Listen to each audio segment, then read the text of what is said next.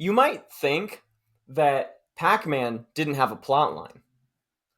It's because they were saving it for Christmas.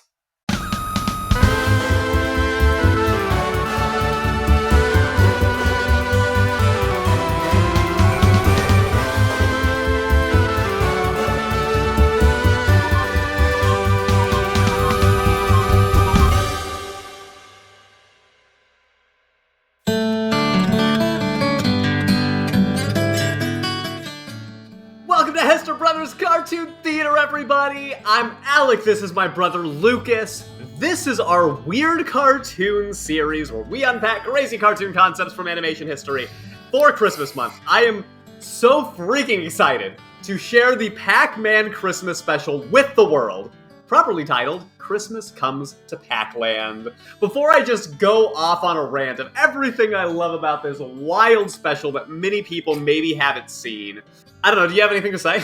So Alec forced these Pac-Man pellets down my throat a couple years ago when I saw it for the first time, and now I'm watching it again for this review. That's all I have to say. I'm gonna guess then, Lucas, that this isn't one of your all-time favorites, but I do have a vague recollection of watching this cartoon on the Boomerang Network as a child, which, if anybody doesn't know what that is, it was just a network that showed older cartoons. For those that don't know, a network is a channel that they have on television, because people don't watch TV anymore, so there might actually be people that don't know this. You would, go through all the channels and click on one, and you couldn't stream anything, it just played stuff. When I was a kid, back in my day, they were showing stuff from, the 80s and earlier. A couple of years ago, I looked at this cartoon again, after having it been so many years since I'd seen it the first time. As an adult, I just freaking went nuts. I was like, this is the greatest thing ever. This thing is so weird, and you literally cannot watch it without having the best time ever. If you haven't seen it yet, I really do recommend it. I'm not messing around, and you're about to find out why. So, let me give a little bit of history here, unless you have another quip. My only quip is, let's just say we're coming at this with two different angles, so maybe we'll come to a wholesome conclusion by the end of this video. The backstory is that this special is part of Pac-Man the Animated Series, which was a 1982 Hanna Barbera series. Hanna Barbera made Scooby-Doo, the Flintstones, a bunch of old cartoons of that era, literally tons. This cartoon was actually really popular. It was seen by over 20 million people, and from what I was able to gather in my research, I couldn't find another cartoon before it that was based on a video game. I am wondering if part of its big success is just because of the name. The special itself, this one that we watched today, was not included as part of the official episode order. There were 42 episodes of the show itself, and then 2 specials, which was this Christmas special, and a Halloween one that I didn't know existed until this research, and I really want to check that out. Oh, we gotta check that one out next year. Like and subscribe for that reason, obviously. And whatever other reasons, if you love cartoons, subscribe too.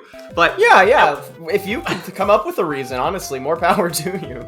At one point, the show itself aired alongside a cartoon called Rubik the Amazing Cube, which I have a lot of questions about. So if you've seen Hanna Barbera cartoons, they loved making Christmas specials in all kinds of different series that they had. And this one definitely gives you the vibe that you would expect.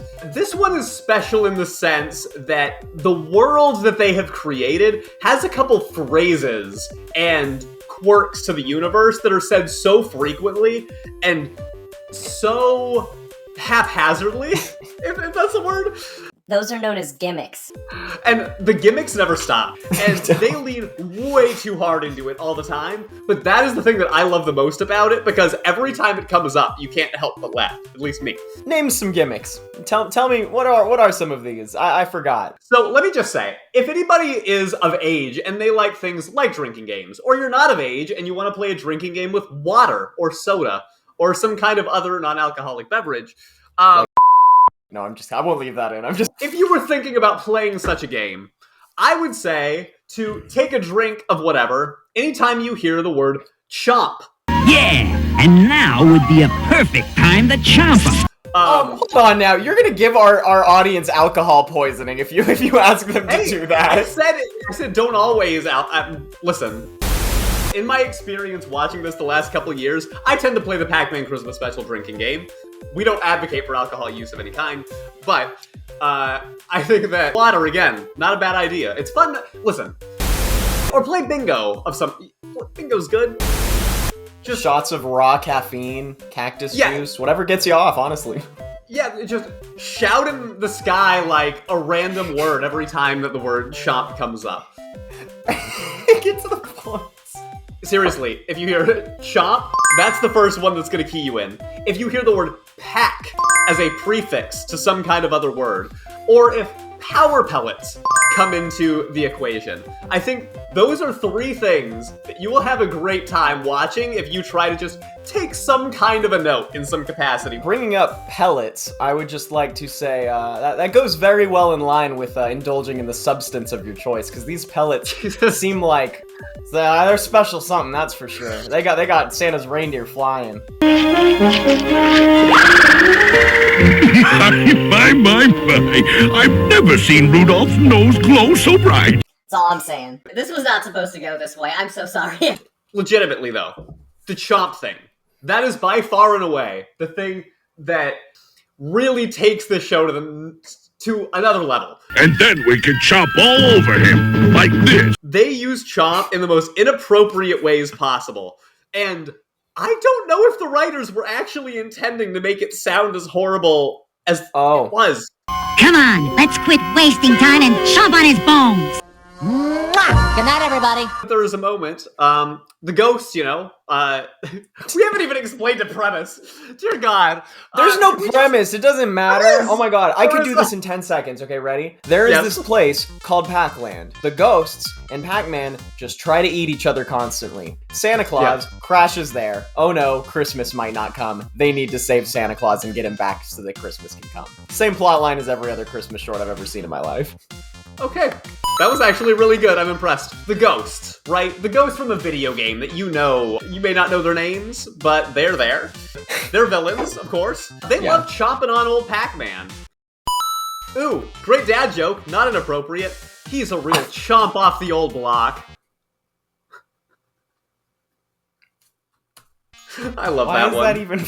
Isn't the dog's name like Chompy or something like that? So yes, if you're playing the drinking game, be wary of the dog, because the dog's name is literally Chomp Chomp. Don't play a drinking game. We don't want you to die. I do want to say, we've been talking a lot about this as a Pac-Man show, but let's talk about it as a Christmas special for a second. Good call. The second you open the show, you see the very first thing, it's Santa and his reindeer flying in the sky. The first thing you hear is, Rudolph, dancer, put the pedal to the metal, fellas. And the minute I hear Santa Claus say put the pedal to the metal as the opening line in a Christmas special, I'm like, All right, yeah, I could see that they did this for money. put the pedal to the metal, modern car reference, because I'm driving a car, not flying reindeer. I'm in with the times. I'm joking a lot, but I will say the music is actually very complimentary to the Christmas vibe, and it actually comes out really well.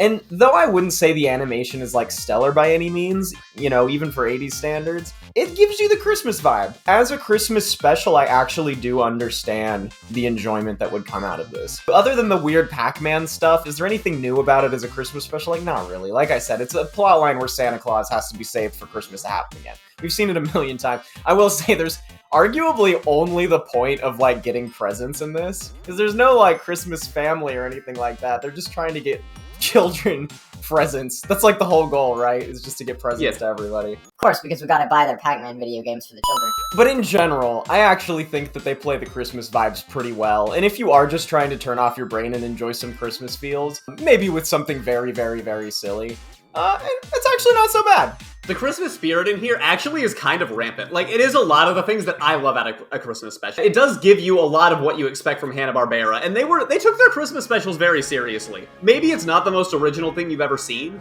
but when you take some of these tropes that you've seen before, and you implement it into this wild world of Pac-Land that is just so extra, It honestly does make for a really fun, weird special that kind of stands on its own as far as Christmas specials go. For that reason, like, I really do watch it every single year. In the Weird Cartoons series, we usually just mention a couple of moments that stuck out to us as being especially weird and wow-worthy. And I was wondering, Lucas, if you had any of those written down that really stuck out to you. I want to bring back the pellet thing that I mentioned earlier. Pac-Man's getting chased at one point early on by the ghosts, right? And he's like, oh, we need some pellets, because in the canon of the game, when he eats the special pellet, the ghosts turn blue and they can be eaten. Until you eat a pellet, they can attack you, and you lose, right? These pellets have a superpower that turns Pac-Man into a carnivore, and these ghosts into poor, helpless deer, I guess. But here we have actual reindeer. Pac-Man is like, let's give these reindeer pellets to make them fly faster. Our pellets? Methinks Packy's gone wacky. So Christmas will be saved. Like, okay, look, you might look at this and think, well, dude, come on, you're overthinking it. They just wrote in a plot device. I don't care. That was a drug, and they drugged reindeer. Also, they put it in Santa's tea earlier. They're like, have some Pac-Man pellet tea. Is that a different kind of pellet? Did they drug Santa Claus? Like, I truly have no idea what these things do. If they turn Pac-Man into a carnivore to eat the ghosts, how do they have, like, cocaine abilities for reindeer? Like, my. I've never seen Rudolph's nose glow so bright. Yeah, I mean, there are definitely a lot of confusing mechanisms. It is very much a Pac-Man thing for them to just reuse an idea and be like, oh, power pellets are just the food that we use in everything. So, you know, you don't think too hard about it. I have one other weird thing, and that's that Santa has never seen Pac-Land before. He does not know this place exists. Where am I? You're in Pac-Land. Pac-Land? That's funny. I've been all over the world and I don't remember hearing of Pac-Land. Wait, do Pac people know about the rest of the world? Did Pac-Man, like, eat something, like, maybe a little questionable before he showed up here and that's why this whole experience is happening? Like, I don't, well, how does he never know? How does the magic, I don't know, man. This does not make any sense. But do you want it to? Because really the beauty of it is that it doesn't make sense. They really do treat this like whoever's watching has never seen the Pac-Man show before. Like, they recognize it as a special, so they make a point to introduce every single concept for the first time, which I think makes it even more glorious because it really forces you to wrestle with every weird mechanic that this show has to offer. You mentioned when they see the power pellet thing for the first time because they're being chased. There's absolutely no reason for that power pellet tank to exist at all because there's not even any in it. When Pac-Man decides that he's going to open it up, right? Absolutely no reason at all, except for to tell us what power pellets are. Oh yeah, that's actually kind of clever. I never thought about it like that. Right? Like, that's introducing the concept. Okay. Exactly. And I actually give them that. That's cool. We go through this plot. Obviously, Pac-Man saves Christmas. The ghosts show up at the end, and they decide that they're going to threaten to chomp him anyway, but all it takes is an inspirational speech for the villains to change their mind. We're the only chance Santa Claus has of saving Christmas.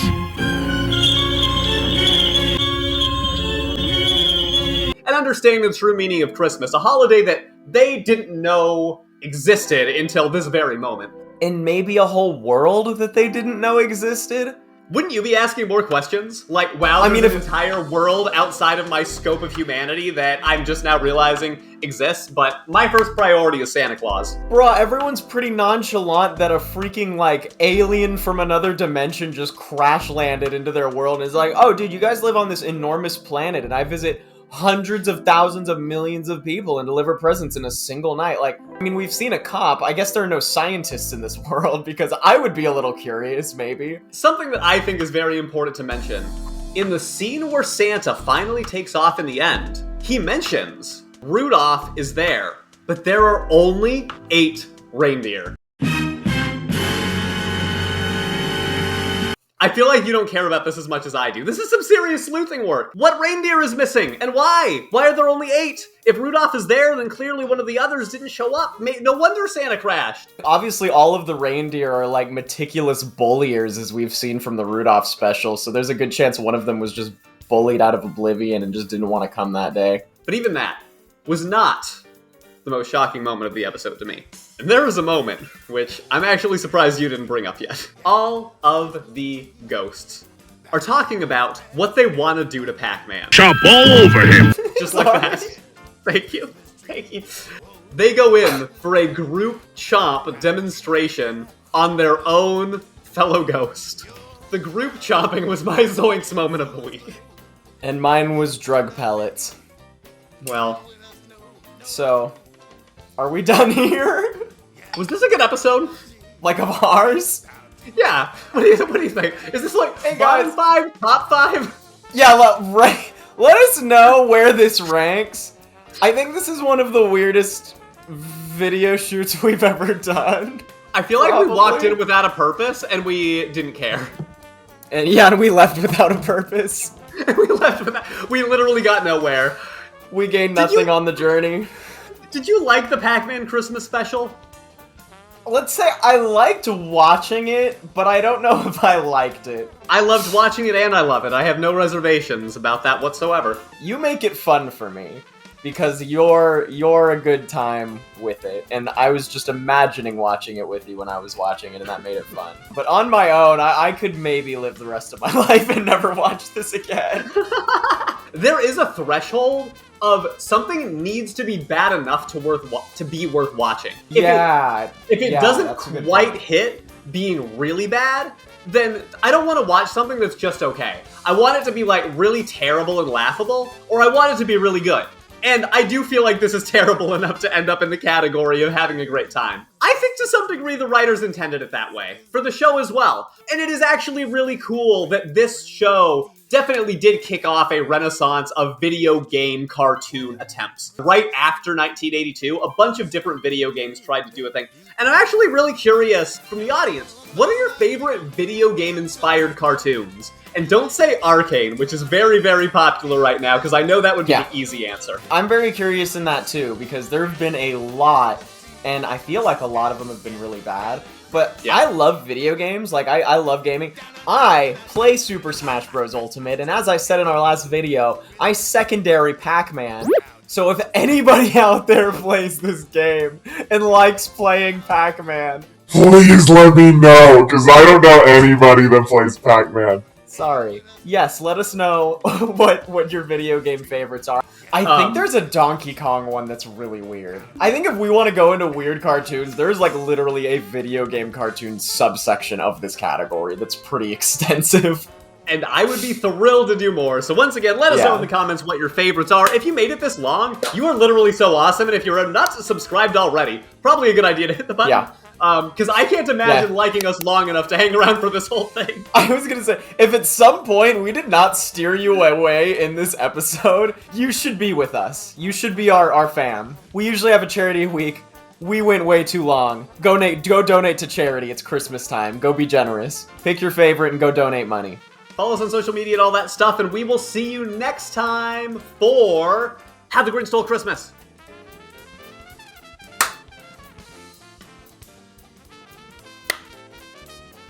Bye. Oh, okay, one more clap. Yep.